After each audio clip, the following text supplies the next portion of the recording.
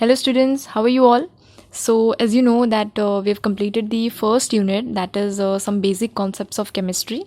Now we are moving ahead with the second unit, that is structure of atom. Okay, up till now we are quite aware what is atom. Like we started from matter कि पहले matter then उसके अंदर atom and atom के अंदर भी कुछ सब atomic particles. सो ये जो यूनिट है इट इज़ अबाउट दैट कि अगर एटम है तो कैसा है उसका स्ट्रक्चर. ठीक है, उसके अंदर जो सब एटॉमिक पार्टिकल्स है वो कैसे है, वो कब कहाँ कैसे डिस्कवर हुए, किस एक्सपेरिमेंट से डिस्कवर हुए. सो इनिशियल जो पार्ट है इस यूनिट का that is sort of that story kind of unit, जहाँ आपको अलग अलग एक्सपेरिमेंट्स दिए जाएंगे कि किस एक्सपेरिमेंट से कौन सा सब एटॉमिक पार्टिकल डिस्कवर हुआ, शुरुआत कहाँ से हुई एटम की. सो ये सब चीज़ें. ओके, सो इस कहानी के कोई भी पात्र काल्पनिक नहीं है. These are all real life incidents and ये सारे एक्सपेरिमेंट्स है जो एक्चुअली कंडक्ट किए गए सो दैट पता चले कि कौन सा पार्टिकल कहाँ से जनरेट हो रहा है. ठीक है, एंड धीरे धीरे डिस्कवरीज थियोरीज आई, कुछ गलत प्रूफ हुई, कुछ सही प्रूफ हुई, ऐसे करते करते करते अब जाके प्रॉपरली इतना डेवलप हुआ है. Okay, so let's start with this unit, that is a structure of atom. So बहुत साल पहले की बात है, that's around 400 before Christ. ये उस ज़माने की बात है, मतलब इतना पुराना है कि उस टाइम पे there was one Indian philosopher, महर्षि कन्नड़. ठीक है, ये एक ही सेम एरा की बात चल रही है, that's around 400. एक तरफ इंडियन फिलोसोफर की बात कर रही हूँ मैं एंड दूसरी तरफ एक ग्रीक फिलोसोफर. सो जो इंडियन फिलोसोफर थे he was Maharshi Kannada and दूसरी तरफ ग्रीक के एक डेमोक्रिटस फिलोसोफर थे. सो इन दोनों ने मतलब सेपरेटली इंडियन फिलोसोफर ने ये सजेस्ट किया कि अगर हम किसी भी चीज़ को फर्दर ऑन डिवाइड करते जाए, ठीक है, अगर डिवीजन करते जाए हम किसी भी चीज़ का, तो अल्टीमेटली हमें एक स्मॉलेस्ट पार्टिकल मिलेगा जिसके आगे डिवीजन इज़ नॉट पॉसिबल. ठीक है, एंड उन्होंने उस पार्टिकल को नाम दिया एज परमाणु. ठीक है, एंड ये जो परमाणु है ये एटम वाला परमाणु है. ठीक है, ये मूवी वाला परमाणु नहीं है. सो अकॉर्डिंग टू महर्षि कन्नड़ इन्होंने चीज़ डिफाइन की कि अगर हम किसी चीज़ को आगे डिवाइड करते जाएँ तो अल्टीमेटली हमें एक स्मॉलेस्ट पार्टिकल मिलेगा जिसके आगे हम फर्दर डिवीजन नहीं कर पाएंगे. ओके, एंड उस चीज़ को, उस स्मॉलेस्ट पार्टिकल को इन्होंने नाम दिया परमाणु. एंड उसी एरा के अराउंड दैट्स अराउंड 400 ये जो ग्रीक फिलोसोफर थे डेमोक्रिटस, इन्होंने भी ऐसा ही कुछ सजेस्ट किया कि if we go on dividing matter, अगर हम मैटर को आगे और डिवाइड करते जाएंगे एक स्टेज ऐसा आएगा जहाँ पे जो पार्टिकल्स हमें मिले हैं ना उससे हम फर्दर डिवाइड नहीं कर पाएंगे. ठीक है, तो इन्होंने इन पार्टिकल्स को नाम दिया एटम्स एंड इस तरीके से एटम का नामकरण हुआ. सो ये जो एटम है it is actually Greek word. This Greek word was atomio, okay, which means uncuttable और अनडिविजिबल. ठीक है, सो यहाँ से शुरुआत हुई एटम्स की.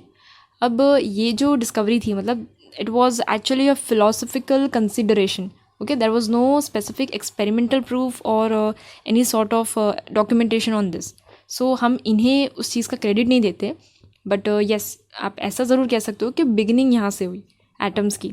ओके, सो इन सब के बाद अराउंड 1800 एक और साइंटिस्ट आए, दैट वाज जॉन डाल्टन. ठीक है, अब ये जो डाल्टन अंकल है इनके बारे में हम फर्स्ट यूनिट में भी पढ़ चुके हैं. ही वॉज दी वन जिन्होंने डाल्टन्स एटॉमिक थियोरी दी, अगर आपको याद हो तो डाल्टन्स एटॉमिक थियोरी जो हम फर्स्ट यूनिट में पढ़ चुके हैं. ओके,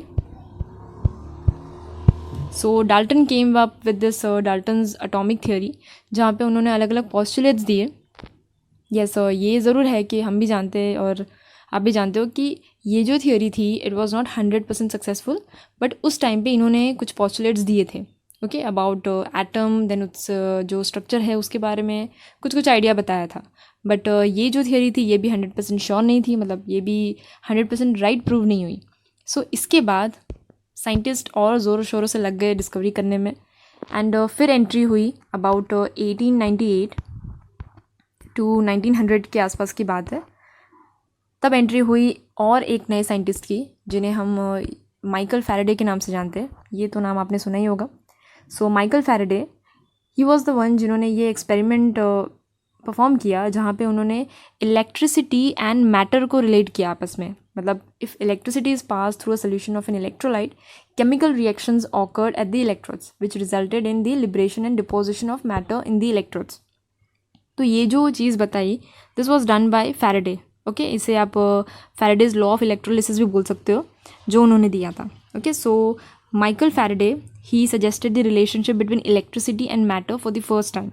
इसके बाद भी काफ़ी साइंटिस्ट आए जिन्होंने कुछ कुछ चीज़ें पॉइंट आउट की, बट इलेक्ट्रिसिटी की डिस्कवरी की बातें यहाँ से शुरू हो गई थी माइकल फैराडे से. अब इसके बाद ये सब चीज़ें चली रही थी कि इसमें एक और नए साइंटिस्ट की एंट्री हुई जिन्हें हम जानते हैं जे थॉमसन के नाम से. ओके, सो यहाँ से जो थॉमसन अंकल थे, इन्होंने डिस्कवरी की किसकी? इलेक्ट्रॉन की. ठीक है, सो फैराडे ने ऑलरेडी बता दिया था कि भाई इलेक्ट्रिसिटी और मैटर का रिलेशन है, एंड काफ़ी हद तक चीज़ें प्रूव कर दी थी. अब उन्हीं चीज़ों को आगे लेते हुए जे थॉमसन ने आगे एक्सपेरिमेंट्स किए, that cathode ray tube experiment, जिससे फिर उन्होंने इलेक्ट्रॉन को डिस्कवर किया. Okay, so in the 19th century, Thomson discovered electron during studies of electricity through gases at low pressure. Okay, and that was the discharge tube experiment. अब इस experiment को थोड़ा देख लेते हैं कि आखिर इलेक्ट्रॉन आया तो कहाँ से आया, मतलब कैसे आया. सो फर्स्टली इन्होंने एक कैथोड रे ट्यूब ली, मतलब ये वाली जो ट्यूब है इसे हम कैथोड रे ट्यूब बोलते हैं, जो ग्लास की बनी होती है. एंड इस ट्यूब के अंदर देयर वर 2 प्लेट्स, आप इसे इलेक्ट्रोड भी बोल सकते हो, 2 थिन पीसीज लिए थे मेटल के, एंड इन इलेक्ट्रोड्स को सील कर दिया था इसी ग्लास ट्यूब के अंदर. ओके, इसी के अंदर 2 इलेक्ट्रोड्स लेके उन्हीं को अंदर सील कर दिया. Now the electrical discharge through the gases could be observed only at very low pressure and at very high voltage. आगे एक्सपेरिमेंट से इनको ये आइडिया था कि जो इलेक्ट्रिकल डिस्चार्ज होगा गैसेस का, वो बहुत लो प्रेशर पे और बहुत हाई वोल्टेज पे हो सकता है. ओके, एंड इस चीज़ के लिए इन्होंने जो गैसेस भी यूज़ की, दे वर इनर्ट इन नेचर. कैसी थी? इनर्ट गैसेस थी, मतलब जिनकी रिएक्टिविटी नहीं होती. ये हीलियम हो गया, नियॉन हो गया, आर्गन हो गया, ये वाले. Okay, so inert gases use की, and the pressure of different gases could be adjusted in that way. Now इस डायग्राम में आप देख सकते हो कि इस ट्यूब को, जहाँ पे 2 प्लेट्स रखे इलेक्ट्रोड्स, एक हो गया कैथोड, एक हो गया एनोड, एंड यहाँ पे एक वैक्यूम पंप रखा.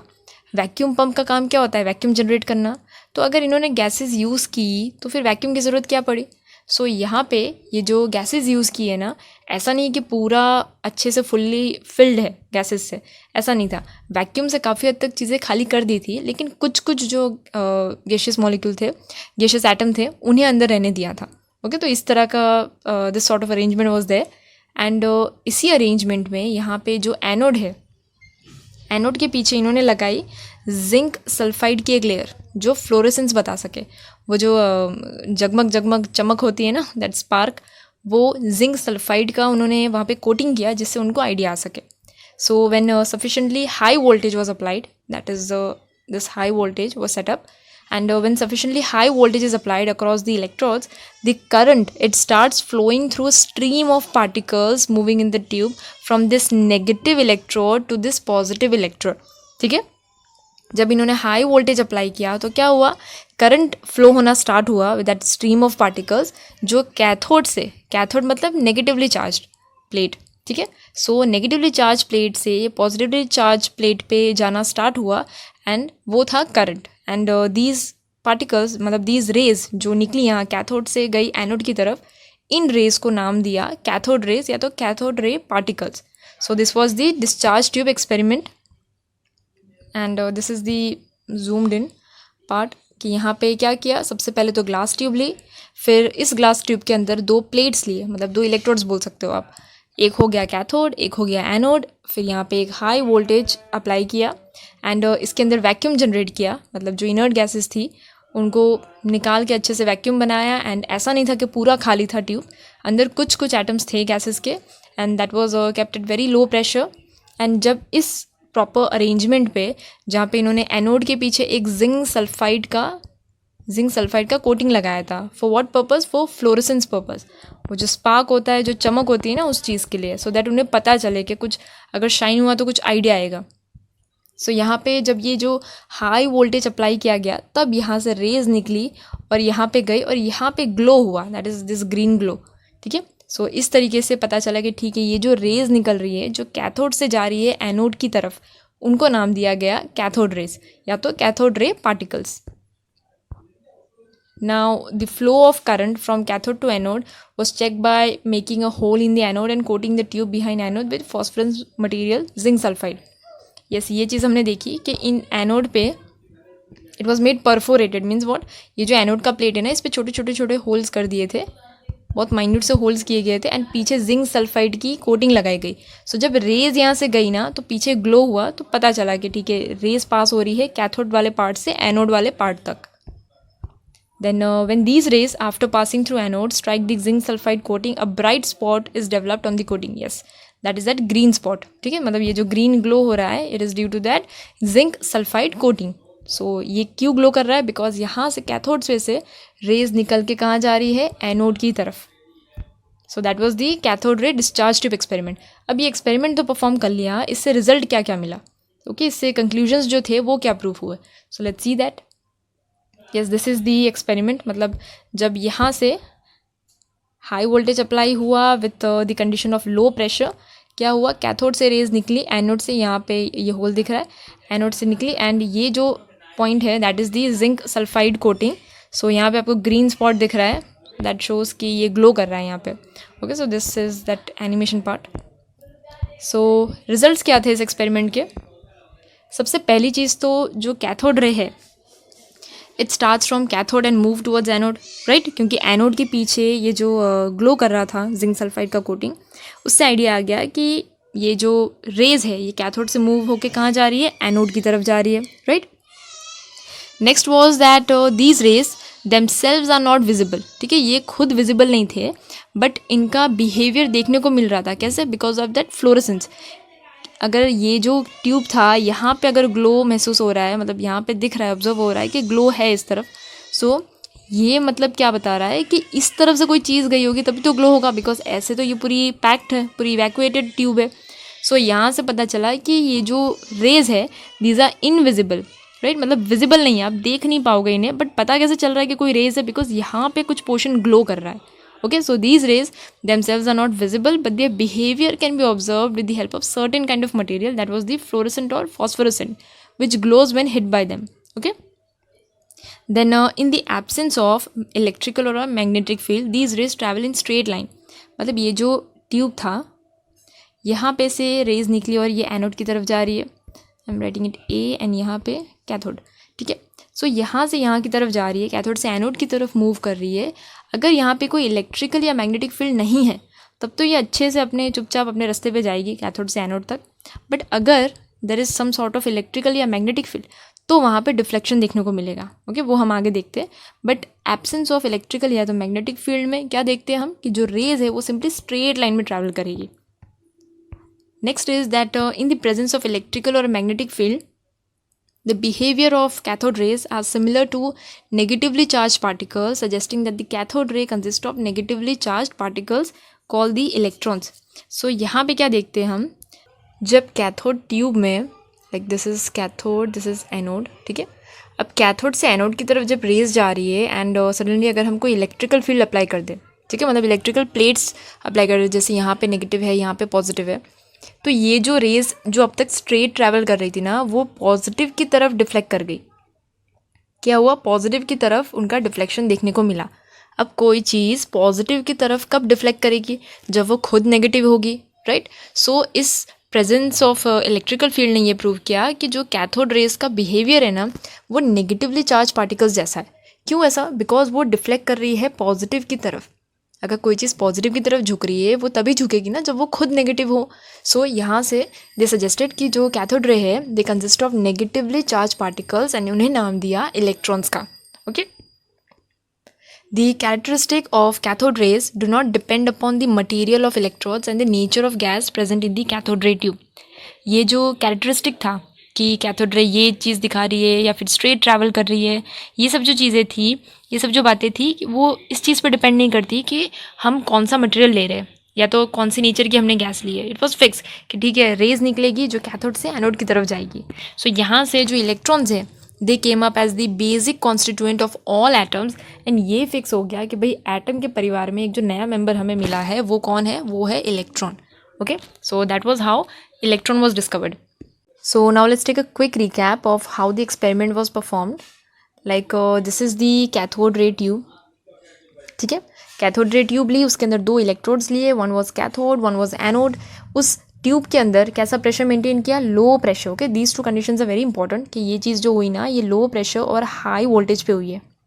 ठीक है, हाई वोल्टेज पे हुई है और लो प्रेशर पे हुई है. सो अंदर प्रेशर कैसा मेंटेन किया? लो प्रेशर मेंटेन किया. The gas that was used was inert gas, जैसे हीलियम हो गया, नियॉन हो गया, वैसी वाली. Okay, and low pressure was maintain using this vacuum pump. ये जो एनोड का प्लेट था, इस एनोड प्लेट को क्या किया? परफोरेटेड एनोड प्लेट बनाया, मतलब इसके अंदर छोटे मोटे होल्स कर दिए सो दैट अगर यहाँ से कुछ पास होगा तो वो पीछे स्ट्राइक करे, मतलब यहाँ पे कोटिंग की जिंक सल्फाइड की. Okay, so that fluorescence appear हो वहाँ पे, अगर कुछ स्ट्राइक करे तो वो ग्लो करे. एंड इस तरीके के अरेंजमेंट के साथ यहाँ पे हाई वोल्टेज अप्लाई किया गया. ओके, सो जब हाई वोल्टेज अप्लाई हुआ with this low pressure and high voltage condition, तब क्या हुआ? रेज निकली. कहाँ से? कैथोड से रेज निकली और कहाँ गई? एनोड की तरफ गई. ठीक है, so the rays were travelling from cathode to anode. And अगर हम यहाँ पे कोई इलेक्ट्रिकल फील्ड अप्लाई कर दें, मतलब अगर मेटेलिक प्लेट्स कोई लगा दे, जैसे यहाँ पे हो गया नेगेटिव, यहाँ पे हो गया पॉजिटिव. ठीक है, अगर ऐसा कुछ हमने प्रोवाइड किया तो ये कैथोड रेज कहाँ डिफ्लेक्ट होगी? ये पॉजिटिव की तरफ डिफ्लेक्ट करेगी. सो दैट शोज़ कि ये खुद नेगेटिव है, तभी तो ये पॉजिटिव की तरफ जा रही है. सो यहाँ से ये चीज़ फाइनल हुई कि ये जो कैथोड रेज है ना, इनका कैरेक्टरिस्टिक नेगेटिवली चार्ज पार्टिकल्स से सिमिलर है, एंड जिन्हें नाम दिया गया इलेक्ट्रॉन्स. ओके, सो इस तरीके से ये न्यू मेंबर आया एटम की फैमिली में, इलेक्ट्रॉन्स.